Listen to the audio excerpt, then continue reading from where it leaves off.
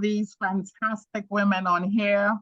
I have been tuned in and we have been fed a suite of topics, issues that touch on many of the things that occupy our mind and attention right now. This year, like I indicated to Alan and Janet, I chose to speak on She Can, paving the way for women leaders. And the reason I chose this topic is that having navigated the legislative arena, the international community, local politics, and academia, it is so easy for us to become consumed with policy formulation, thinking perhaps that it will have the desired or anticipated curative impact. But to the extent that we are able to weave the various issues together and ensure that policy intervention is simultaneously multifaceted, addressing a host of issues, is not something that we can boast about having any measure of success with. Still, many agencies are trapped within their silos, working and focusing on the issue that they prioritize versus engaging with one another and leveraging the capacity of multiple agencies so that every dollar invested can have a greater return, and that by pooling resources, be it financial or technical resources, that we can address the issues before us in a multifaceted way. So that is why I chose to speak rather on She Can. And what do I mean by that?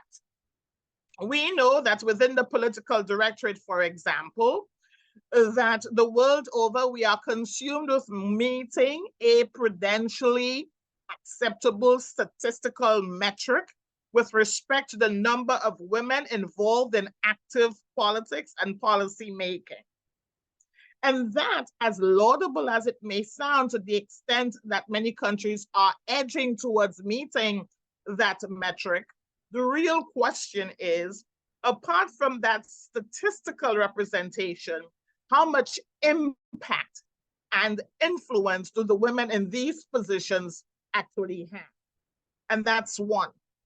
And what we find happening very often is that agencies, whether in the political realm or in business, in academia, having met that statistical requirement, it can relax and say, oh, we have satisfied that. We have so many women on the board, so many female professors, so many female politicians. But what is happening, and this is the undercurrent that we women face, is what has been described in the literature as tall poppy syndrome. And that is something that emanates out of Australia. And the thinking being that women are supposed to rise, but not surpass the men, or curiously and sadly, not surpass other women in the field. And so you chop down to size so that you measure up. And that measuring up usually means dumbing down. And at what cost are we dumbing down to retain our place at the table versus having real, measurable, tangible impact? And that, to my mind, therefore requires some deliberate engineering, purposeful and calculated, to ensure that not only in occupying the seat at the table do we satisfy the organization's need to tick that box, its gender box, but that you have a voice while at the table, and that your voice is deemed to be relevant, impactful, and meaningful. So do we find ourselves being able to influence policy outcome? Do we influence decision-making, or are we simply at the table? The other concern around the wider topic of She Can is while you and I are able to enjoy certain social and political privileges, precisely because there are other women who went ahead of us to pave the way, what is our responsibility to the next generation? And that's why more recently I've been focusing on the notion of holding the door open. And by that, I mean, we are duty bound to hold the door open for other emerging leaders to penetrate the space and be afforded the platform to make a contribution as well. Too very often, we become hostage to the notion that the pyramid has only so much space at the top. And so instead of actively lifting and mentoring and providing for the next generation of female leaders to enter the space and get their feet wet and begin to make their contribution from a very early stage, we ourselves fall prey to and become guilty of hitting them on the head with the baton. So I wanted for this to be a moment of introspection, to ask of each of us within our respective fields and the spaces in which we work. Are we holding the door open? Are we being deliberate in engineering, orchestrating, and facilitating the next generation of female leaders?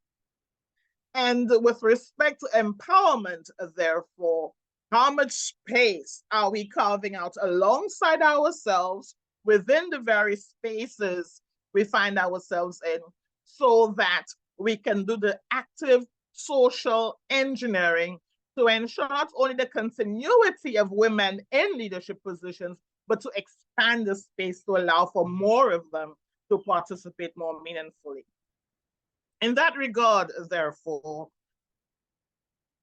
even within academia, which is where many of us find ourselves, are we satisfied that to be among the females who are making it up the echelons within academia, that there is a very deliberate, focused attention on meeting the requirement to empower women to elevate?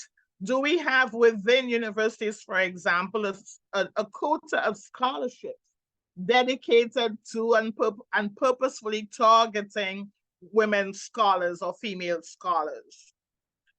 Do we have spaces that invite them to showcase their work as we are doing here today? And I really want to thank Alan, Janet, and the team within WASD for their continuing effort in that regard, that women are allowed a platform to showcase their academic output, so to speak. And therefore, wherever I find myself, be it on the international stage, in academia, working with CSOs and NGOs, I continue to advocate for other women to hold the door open. And I'll stop here for now and invite any questions that you may have, and to say that we are moving full steam ahead, and that in itself is a loaded commentary, to suggest that moving full steam ahead, borrowing from some of the work that's happening in the English-speaking Caribbean, for example, in the BVI, where the Ministry of Education has been very deliberate in saying that we are embracing science, technology, engineering, arts, and mathematics, but even more particularly ensuring that the activity, the accommodation of girls in STEM is very deliberate. Thank you very kindly, and I may address your questions as they arise. Thank you.